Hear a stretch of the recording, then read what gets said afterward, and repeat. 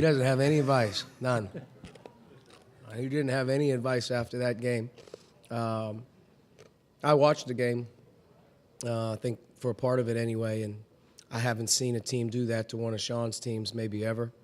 I think that was the most impressive thing about it. But I've been following Wichita State as a head coach since I got the job. You know, I think in my second year when we were really getting ready to get started and trying to get our feet on the ground, I believe that was their run to the Final Four.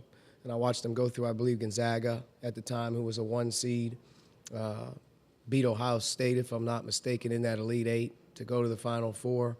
And they kind of motivated you. I mean, they motivated you to say to yourself, like, wow, you know, if those guys can be that tough, if they can play that hard, if they can have that type of culture, and something that you have to really rely on and say, if we could create something like that, you know, maybe we could get there. And I think, you know, I just told Coach Marshall when I saw him a couple minutes ago, I mean, kind of look at Wichita State as a program that gives a lot of places like ours the faith that they can play with anyone, they can beat anyone. And I think their game last year was great evidence against Arizona that they don't really care who they're playing. And we tried to be the same way. And, you know, I think being here for our 4th year, there's a reason why. Well, I don't hear that often, but it was nice to hear that from him in our coaches meeting today.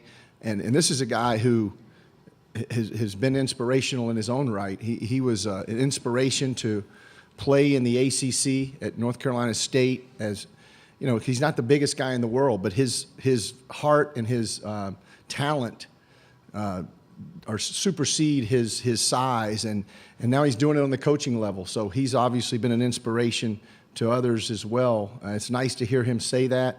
That was a magical run, and you know, it was something that, you know, we followed up with the undefeated season and then a Sweet 16 and then a couple of more wins in the tournament. So it was the impetus of what we're doing today.